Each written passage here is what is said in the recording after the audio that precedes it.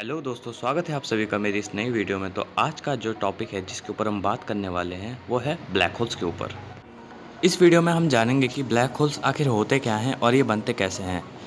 और उससे पहले हमें थोड़ा ग्रेविटी को समझना होगा कि ग्रेविटी असल में होती क्या है। तो जो स्पेस टाइम में कर्वेचर आता है उसे हम ग्रेविटी कहते हैं।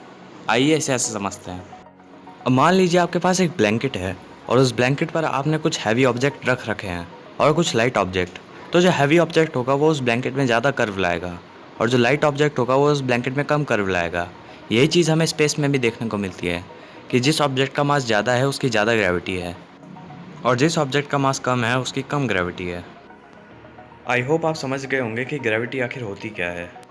अब हो सकता है आप लोगों में से बहुत से लोगों को तो ये पता हो कि सोलर सिस्टम का 99.8% मास अकेले सन में समाया हुआ है। इस बात से आप ये अंदाज़ा तो लगा ही सकते हैं कि सन स्पेस टाइम में कितना ज़्यादा कर्वेचर लाता होगा और इसकी ग्रेविटी कितनी ज़्यादा हो सकती है। पर इस पूरे ब्रह्मांड में ब्लैक होल्स की ग्रेविटी सबसे ज़्यादा होती है और ब्लैक होल्स की ग्रेविटी इतनी है कि लाइट भी इसके आर पार नहीं जा सकती। और आप लोगों की जानकारी के लिए मैं बता दूं कि लाइट की स्पीड 3 लाख किलोमीटर पर सेकेंड है। और अगर हम ब्लैक होल्स और अपने सन की ग्रेविटी को कंपेयर भी करें तो ब्लैक होल्स की ग्रेविटी इतनी ज़्यादा है कि हमारा सन उसके सामने कुछ भी नहीं। दोस्तों, अब हम बात करते हैं कि ब्लैक होल्स आखिर बनते कैसे हैं। अगर हम किसी भी ऑब्जेक्ट को दबाएं यानी उसे कंप्रेस कर दें और उसे उस हद तक कंप्रेस करते रहें जिसके बाद वो और कंप्रेस हो ही ना, तो वो ब्लैक होल बन सकती है। और इस कंप्रेस की हद को हम श्वार्ज़चाइल्ड रेडियस के नाम से जानते हैं। अगर हम अर्थ का श्वार्ज़चाइल्ड रेडियस निकालना चाहें तो वो आएगा 1.9 सेंटीमीटर, मतलब सिर्फ एक कॉइन जितना, और वो एक ब्लैक होल में बदल जाएगी। लेकिन उसका मास तभी भी उतना ही रहेगा। ऐसा इसलिए होगा क्योंकि हमने उसके मास के साथ कोई छेड़छाड़ नहीं की, बस उसके मास को कंप्रेस किया है। अब अगर हम सन का श्वार्ज़चाइल्ड रेडियस निकालना चाहें तो वो आएगा सिर्फ 3 किलोमीटर। ऐसा इसलिए होता है क्योंकि एटम्स में 99.9% स्पेस एम्प्टी होता है और जब ये कंप्रेस हो जाता है तब वो ऑब्जेक्ट बहुत ज़्यादा डेंस बन जाता है, जिस वजह से वो लाइट को भी अपने आर पार नहीं जाने देता। अब फ़िलहाल तो हमारे पास कोई ऐसी टेक्नोलॉजी नहीं है जिससे हम किसी भी ऑब्जेक्ट को इतना ज़्यादा कंप्रेस कर सकें, और हमें ये सब करने की ज़रूरत भी नहीं। ब्रह्मांड में ये अक्सर होता रहता है। अब ये कैसे होता है, आइए जानते हैं। अब ब्लैक होल्स आखिर बनते कैसे हैं ये अभी आप अपनी स्क्रीन पर देख सकते हैं। और यहाँ पर मैं आपको एक बात बताना चाहता हूँ कि ब्लैक होल्स सिर्फ रेड सुपर जायंट्स के बनते हैं, ना कि रेड जायंट जैसे हमारे सन के। अब ऐसा इसलिए होता है क्योंकि ब्रह्मांड में इतने छोटे ब्लैक होल्स बन ही नहीं सकते, और अगर ये बन भी गए तो फिर ये बनते ही खत्म हो जाएंगे।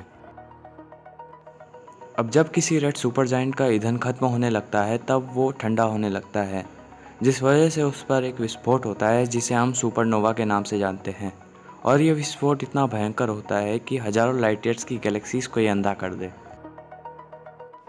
फिर वो स्टार या तो न्यूट्रॉन स्टार बन जाएगा या फिर एक सिंगल पॉइंट में कंप्रेस हो जाएगा, और उस एक सिंगल पॉइंट को हम सिंगुलैरिटी का नाम देंगे। और अब तक आपने ये तो जान ही लिया कि ब्लैक होल्स आखिर होते क्या हैं और ये बनते कैसे हैं। अब हम इसे थोड़ा डीप में समझने की कोशिश करेंगे।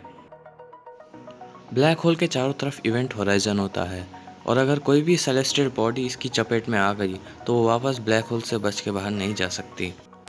और जब ऐसा होता है तब हम उसे क्वेज़ार कहते हैं। और ये क्वेज़ार यूनिवर्स में सबसे ज़्यादा चमकने वाली डिस्क है, और ये हमारे सन से कुछ इतने टाइम्स ज़्यादा है। इस यूनिवर्स में सबसे छोटे ब्लैक होल का डायमीटर 15 माइल्स यानी 24 किलोमीटर्स है, और इसका मास हमारे सन से 3.8 टाइम्स ज़्यादा है। और इस यूनिवर्स में सबसे बड़े ब्लैक होल का डायमीटर 78 बिलियन माइल्स है, और इसका मास हमारे सन से 21 बिलियन टाइम्स ज़्यादा है। और जिन ब्लैक होल का मास इतना ज़्यादा होता है उन्हें हम सुपर मैसिव ब्लैक होल के नाम से जानते हैं। और जब ये खुद एक स्टार के रूप में होगा तब ये कितना ज़्यादा बड़ा होगा आप सोच भी नहीं सकते। और यहाँ मैं आपको एक बात बताना चाहता हूँ कि हर गैलेक्सी के सेंटर में एक सुपर मैसिव ब्लैक होल होता है। यहाँ मैं आपको एक बहुत इंपॉर्टेंट बात बताना चाहता हूँ कि हम ब्लैक होल के जितना पास जाएंगे हमारे लिए टाइम उतना ही स्लो हो जाएगा। इस चीज़ को मैं पूरा डिटेल में अगली वीडियो में समझाऊँगा। अब इस वीडियो को यहीं ख़त्म करते हैं। अगर आपको वीडियो अच्छी लगी हो तो लाइक शेयर सब्सक्राइब करना मत भूलिएगा, और कोई भी सवाल होगा तो कमेंट ज़रूर कीजिएगा। मैं हर किसी के कमेंट का आंसर देने की कोशिश करूँगा। तब तक के लिए जय हिंद, जय भारत। Thanks for watching.